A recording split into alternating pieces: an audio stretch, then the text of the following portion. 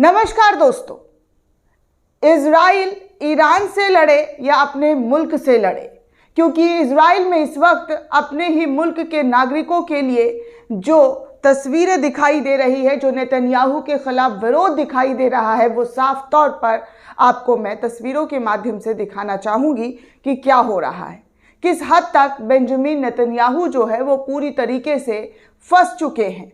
इस कदर फंस चुके हैं कि लड़ाई और ज़्यादा जी हाँ इजराइल के अंदर बढ़ती हुई नजर आ रही है।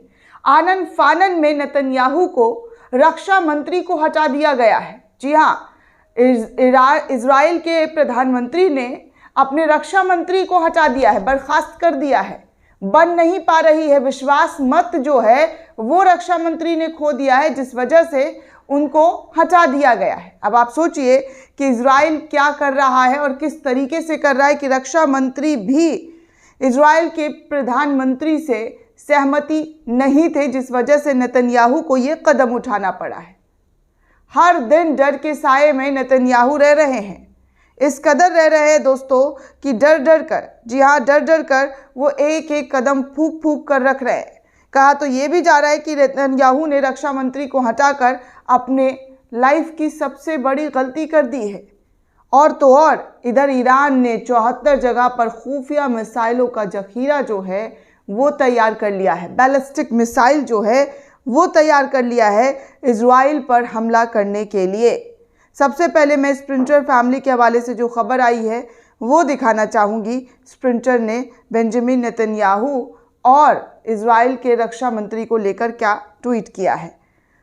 स्प्रिंटर ने ट्वीट करते हुए लिखा है कि इजराइल पीएम बेंजामिन नेतन्याहू ने विश्वास खोने के कारण रक्षा मंत्री गैलेंट को बर्खास्त कर दिया है। उनका स्थान विदेश मंत्री इजराइल कॉर्ड्स लेंगे। ये हो गया है इजराइल के अंदर दोस्तों। इस कदर इनकी लड़ाई बढ़ चुकी है कि अपने रक्षा मंत्री को हटा दिया गया है। टीआरटी वर्ल्ड रिपोर्ट में भी कुछ दिखाई दे रहा है दोस्तों। टीआरटी वर्ल्ड रिपोर्ट ने एक बहुत बड़े क्राउड का वीडियो शेयर किया है, जहां पर हजारों लाखों लोग जो है इजराइल के अंदर सड़कों पर उतरकर प्रोटेस्ट कर रहे हैं।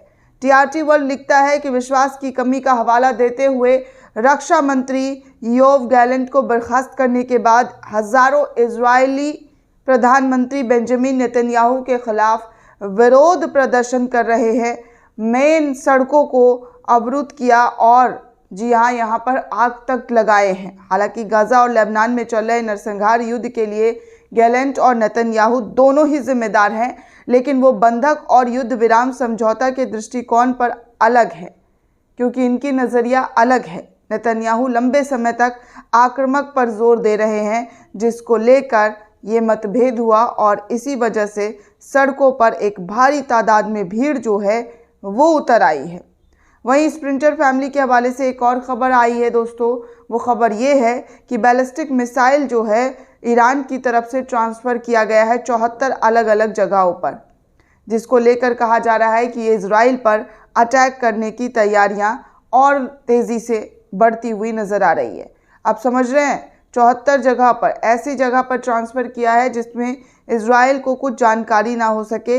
इसकी वजह से ये सारे जो ईरान के अंदर मिसाइल हैं वो ट्रांसफ़र किए जा रहे हैं। वहीं दोस्तों वर्ल्ड अफेयर्स न्यूज़ के हवाले से भी कुछ जानकारी सोशल मीडिया पर शेयर करते हुए जानकारी साझा की गई है। वर्ल्ड अफेयर न्यूज़ लिखता है कि ईरान में क्रांतिकारी का जो गार्ड प्रमुख हैं वो कह रहे हैं कि हम बहुत जल्द इजराइल को सज़ा देंगे। हम फ़िलिस्तीन का बदला लेने के लिए सभी मुसलमान भाइयों को बुलाएंगे। ये बातें जो है ईरान के गार्ड चीफ का कहना है, उनका स्टेटमेंट आया है।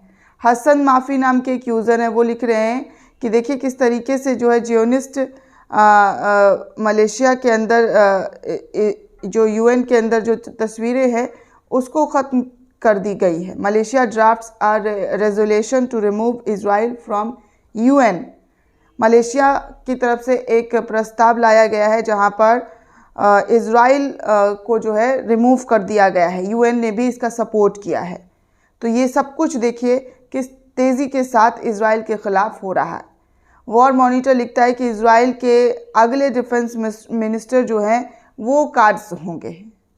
अगले डिफेंस मिनिस्टर का जो नाम, रक्षा मंत्री का जो नाम है, वो भी तय कर लिया गया है।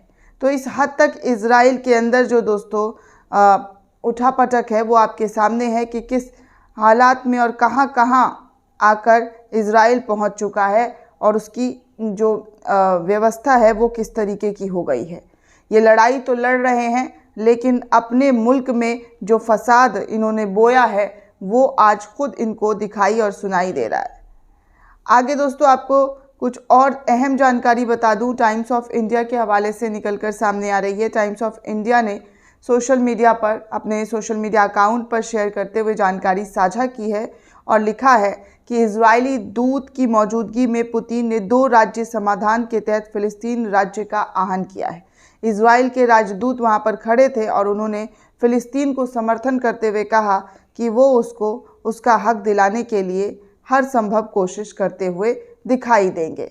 तो ये सब कुछ दोस्तों देखिए इजराइल को लेकर लगातार, चाहे रूस हो, चाइना हो या फिर और भी मुल्क हो, वो अपनी लड़ाई अपने मोर्चे पर लड़ते हुए नज़र आ रहे हैं। ईरान को, फिलिस्तीन को सपोर्ट करते हुए नज़र आ रहे हैं, जिसमें साफ तौर पर कहा जा रहा है कि इजराइल के लिए वो दिन दूर नहीं जब वो, जी हाँ, जब वो खुद ही अपने मुल्क और दुनिया के तमाम, जैसे ईरान से हारता हुआ नज़र आएगा।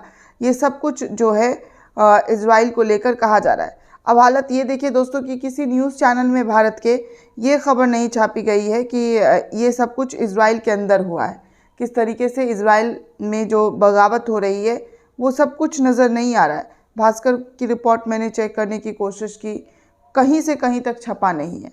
तो ये आपके सामने है कि देखिए इजराइल की करतूत, जी हाँ, इजराइल की करतूत जो है लोग बताना नहीं चाहते। इजराइल को महान बनाने के चक्कर में लगातार, जी हाँ, लगातार जो है तमाम चीज़ें देखने सुनने को मिल रही है। एक तरफ अमेरिका में, जी हाँ, अमेरिका के अंदर जो है इलेक्शन हो रहा है, वोटिंग प्रक्रिया शुरू हो गई है, तो दूसरी तरफ इजराइल में अलग ही ड्रामा चल रहा है। इजराइल में नेतन्याहू और रक्षा मंत्री के बीच जो हालात पनपे हैं और जिस तरीके से तस्वीरें देखने सुनने को मिली है वो आपके सामने है।